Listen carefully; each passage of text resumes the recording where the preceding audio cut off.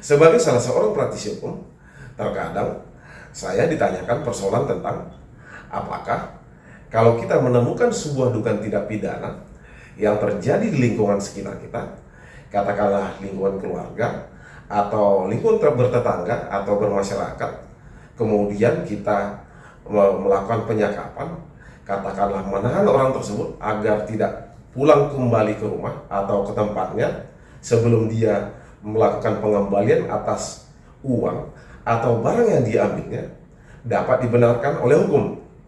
Atau katakanlah dalam sebuah lingkungan perusahaan di mana kita menemukan adanya dugaan tindak pidana, katakanlah dugaan tindak pidana pencurian atau dugaan tindak pidana penggelapan dalam jabatan, di mana kita selaku katakanlah HRD atau Human Resource Department kemudian melakukan penyekapan atas si karyawan tersebut dengan dalih sebelum si karyawan tersebut mengembalikan uang atau barang yang dicuri atau digelapkannya, kita tidak akan melepaskannya, dapat dibenarkan oleh hukum.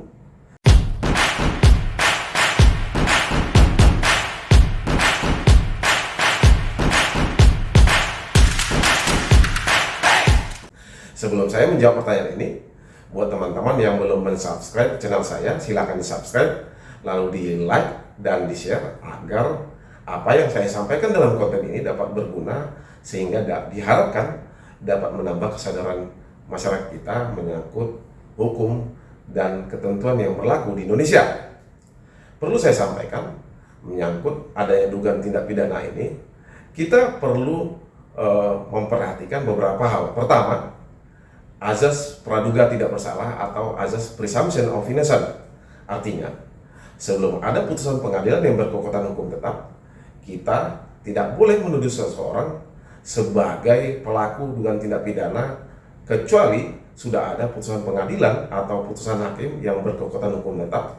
Artinya tidak ada lagi upaya hukum banding, kasasi atau PK yang menyatakan bahwa orang tersebut atau karyawan tersebut sebagai pelaku tindak pidana. Hal yang kedua yang perlu menjadi catatan kita, apabila memang kita menemukan adanya dugaan tindak pidana yang diduga dilakukan oleh seseorang, baik itu di lingkungan keluarga, masyarakat, atau termasuk lingkungan perusahaan, kita harus menempuh jalur hukum. Kalau memang misalnya itu dugaan tindak pidana, kita bisa melaporkan orang tersebut atau kejadian tersebut kepada pihak kepolisian, sehingga dalam hal ini polisi lah yang akan melakukan langkah-langkah atau upaya-upaya yang sesuai dengan ketentuan hukum yang berlaku. Jadi kita bisa membuat laporan polisi, tentu saja dia harus disertai dengan saksi-saksi atau bukti-bukti agar laporan kita kemudian dapat diproses oleh pihak yang berwajib, dalam hal ini Kepolisian Republik Indonesia. Lalu yang menjadi pertanyaan berikutnya, bagaimana kalau kita tetap melakukan penyekapan atas orang atau karyawan yang diduga melakukan dugaan tindak pidana tanpa melalui proses hukum yang berlaku? Seperti yang saya sampaikan tadi, kita tidak melaporkan kepada pihak kepolisian, tetapi kita melakukan penyekapan kepada orang tersebut atau melakukan penyekapan terhadap karyawan tersebut dengan dalih atau alasan sebelum si orang atau si karyawan tersebut mengembalikan uang itu, maka kita tidak akan melepaskan orang tersebut atau membiarkan orang tersebut pulang.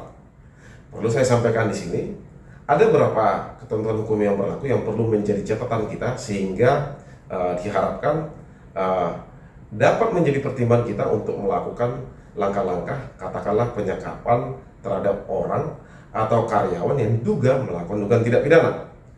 Pasal 333 ayat 1 Kitab Undang-Undang Hukum Pidana atau KUHP itu menyatakan bahwa barang siapa yang dengan sengaja dan melawan hukum merampas kemerdekaan seseorang atau meneruskan perampasan kemerdekaan yang demikian, maka terhadap si orang tersebut atau terhadap si pelaku yang merampas kemerdekaan seseorang itu dapat diancam dengan pidana penjara paling lama 8 tahun. Selanjutnya, dalam pasal 333 ayat 2 Kitab Undang-Undang Hukum Pidana atau KUHP tersebut itu dengan tegas menyatakan bahwa jika perbuatan penyekapan tersebut atau perbuatan yang merampas kemerdekaan orang tersebut itu mengakibatkan orang atau karyawan yang disekap itu mengalami luka-luka berat, maka terhadap pelaku atau orang yang melakukan penyekapan atau perampasan kemerdekaan itu dapat diancam dengan pidana penjara paling lama 9 tahun penjara. Jadi, kita perlu menjunjung tinggi tentang hak asasi manusia yang dimiliki oleh setiap orang meskipun orang tersebut diduga melakukan sebuah dugaan tindak pidana. Selain itu, pasal 34 Undang-Undang HAM juga memperkuat bahwa adanya perlindungan atas kebebasan seseorang atau kebebasan dari setiap subjek hukum, bahwa setiap orang itu tidak boleh ditangkap, tidak boleh ditahan, atau tidak boleh disiksa atau dikucilkan, termasuk tidak boleh diasingkan atau dibuang secara sewenang-wenang. Pertanyaannya, siapa dong yang berhak untuk melakukan penangkapan atau penahanan berdasarkan ketentuan hukum yang berlaku di Indonesia? Berdasarkan pasal 20 Kitab Undang-Undang Hukum Acara Pidana atau KUHP, ada 3 hal yang perlu menjadi catatan kita yang berhak untuk melakukan penangkapan dan penahanan apabila ada sebuah dugaan tindak pidana yang terjadi di lingkungan sekitar kita. Pertama, untuk kepentingan penyidikan, penyidik atau penyidik pembantu atas perintah penyidik sebagaimana dimaksud dalam pasal 11, dalam ini kepolisian berhak untuk melakukan penahanan.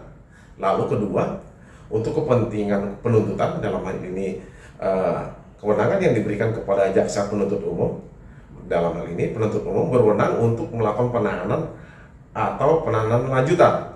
Lalu poin ketiga, dalam pasal 20 KUHP ini itu menyatakan bahwa untuk kepentingan pemeriksaan hakim di sidang pengadilan nantinya dengan penetapannya berwenang untuk melakukan penahanan.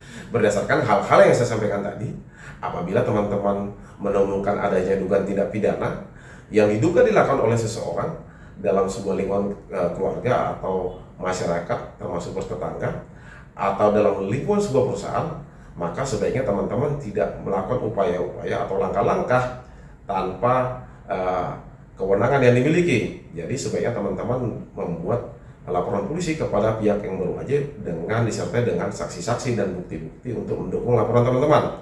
Jangan melakukan atau menempuh langkah-langkah misalnya melakukan penyekapan atau perampasan kemerdekaan sebagaimana diatur dalam pasal 333 ayat 1 dan ayat 2 Kitab Undang-Undang Hukum Pidana atau KUHP. Apabila teman-teman melakukan itu, maka teman-teman yang melakukan penyekapan atau perampasan kemerdekaan dapat diancam pidana penjara paling lama 8 tahun, atau misalnya kalau si orang tersebut atau si karyawan tersebut kemudian mengalami luka-luka akibat penyekapan itu, maka dalam hal ini teman-teman bisa diancam dengan pidana penjara paling lama 9 tahun. Demikian dari saya. Semoga hal-hal yang saya sampaikan ini dapat bermanfaat buat teman-teman sekalian. Salam dari saya.